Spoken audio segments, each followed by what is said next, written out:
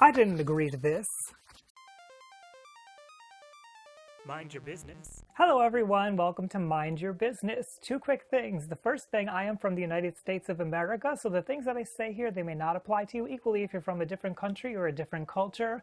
Number two, I am not a licensed professional, and specifically I want to reiterate here that I am not a lawyer for this video. Why did my boss ask me to do that? Is it part of my job? I don't know if I want to do it. Do I have to? Did I give consent?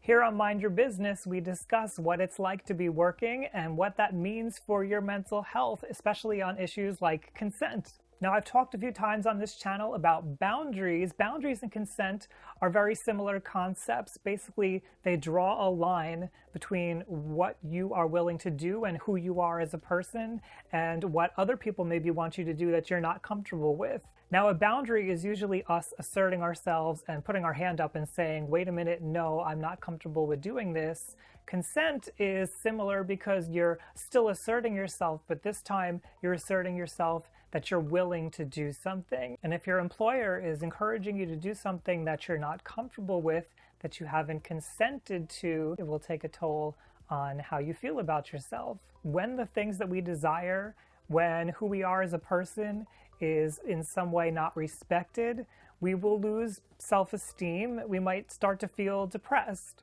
I didn't want to do that. Why did I? What's wrong with me? Or we might actually feel a different way, which would be that we get really angry about it and we might lash out. I didn't want to do that. Why did they make me? What's wrong with them? Now here I'm just going to be giving like a basic overview of consent. Consent has a legal definition, and that's going to vary depending on where you live. We usually think of consent in terms of sexual misconduct, but when you're in the workplace, although that's very important and we'll discuss that, consent also has other meanings. I'll just remind you once again that I'm not a lawyer, and the things that I'm saying here should not be taken as legal advice. So let's briefly touch on sexual harassment and sexual misconduct, because this is something that's applicable to the workplace and it's what we've been hearing a lot about lately. In general, sexual harassment involves inappropriate touch, inappropriate flirting, stalking, asking of sexual acts and favors and things to be performed within a workplace environment. This is not appropriate because the majority of people rely on their workplace for their livelihood, for their entire lives. They pay their mortgages, they have to provide for their children. Work is important, and it can feel life-threatening when something happens that threatens your work. So because there's often an uneven power dynamic, because you have bosses, you have coworkers that can report to bosses and can influence whether or not you keep your position at work, it's typically, depending on where you live again, illegal to do any kind of sexual harassment in the workplace. And I just want to add to that the workplace doesn't have to be a physical location. You can be somebody who works remotely and still be sexually harassed. What I would say is that if you feel like you are being sexually harassed, know that you most likely have not consented to that it most likely is illegal. Please see a lawyer as soon as possible, and please document whatever you're experiencing. Okay, it's 3 p.m. He put his hand on my butt in the office. I'm writing it down now so I have my own documentation of what occurred. I am going to call a lawyer so that somebody else has been notified. Then I'm going to see HR and make sure they have on record also that this has occurred. Now, one exception where the lines of behavior when it comes to sexuality and the workplace might get blurred would be if you work in a profession where sexual behavior is part of your employment, such as maybe acting or pornography. If that's the case, you'll want to look into what your employment agreement says. Make sure you have a copy of your employment agreement. And of course, consult with a lawyer if you have any questions. Please know that just because something is in your employment agreement, that doesn't make it legal. So a lawyer will be able to comb through and make sure that what has been asked of you actually is legal, because we know that there is unfortunately a threat sometimes that you will be fired, but you cannot be fired. This is why it's important to document everything. Now, in general, when it comes to consent in the workplace, even if we're not talking about sexual consent, just general consent of what you're willing to do, be cautious about the things that you sign. Usually your signature on a paper becomes some form of a contract which is legally binding, and that is your representation of consent when it comes to the law. Depending on what you're signing, you may be waiving your rights to privacy. You may also be asked to sign things during the course of your employment. I know that we usually sign a whole bunch of papers once we're hired, but every time you get a new paper in front of you, make sure that you review it. Make sure that you read and understand everything before you sign the paper, because once you do, it becomes a legally binding contract in most places. Just give me a few minutes to read this over, please, before I sign it.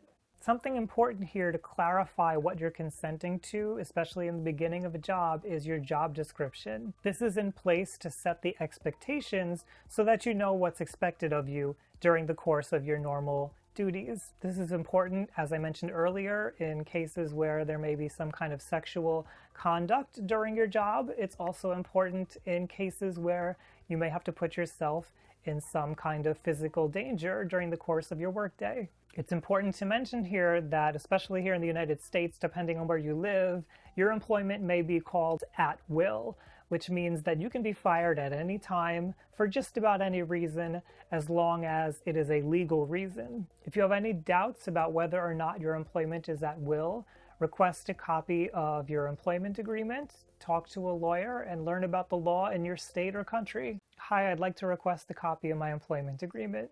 Something else to know with regards to consent is that usually employers are allowed to listen in on your activities while you're in the workplace. You may not have privacy when it comes to things like phone calls that are work-related or done on a work phone, work-related email accounts, work-related internet access. They can look through your browsing history. All of this, depending on where you live again, may be something that you've automatically consented to because you are employed.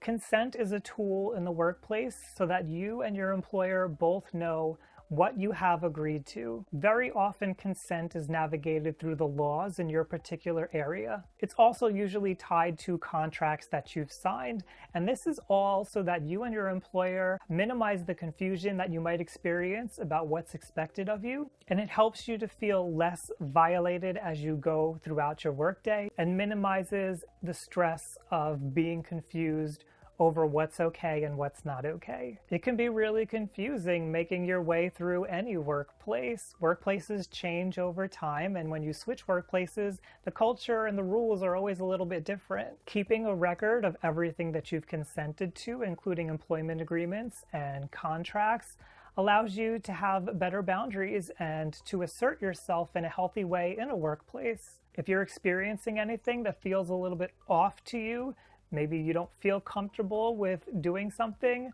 consult with a lawyer. They'll be able to sort it out. If you're somebody who just generally has a hard time asserting themselves and might need help with things like boundaries and self-esteem, not necessarily legal consent, I have some free worksheets over up on my Patreon page. Go over there if you want to check them out. On Patreon, you can support me and people like me in doing content that you love, like this video that I've done here. I'm a patron of others myself, and I want to say thank you to my patrons who are out there who are helping me to humanize mental health. If you like learning about mental health, why not go over to youtube.com/RyanLiberty, hit subscribe, and hit the bell if you want to get notified for all the videos that I do. Thank you everybody for joining me here on Mind Your Business.